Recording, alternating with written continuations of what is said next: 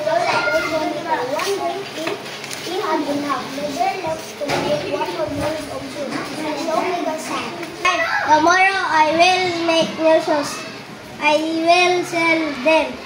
Then we can buy food. The shoes had been made. A man came in a shop. These are very fine shoes. Every stitch is perfect.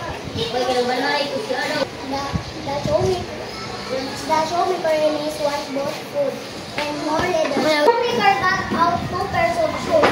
In the morning, he found the shoes had been made. He and his wife had been watched and seen the shop.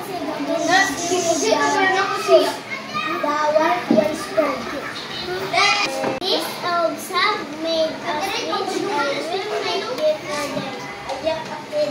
With clothes for the elves. The next night, the shoemaker and his wife put out tiny shirts and pants. They put out hats and tiny shoes. Then they hide and watch again. The elves came in and they put on their new clothes. Now they are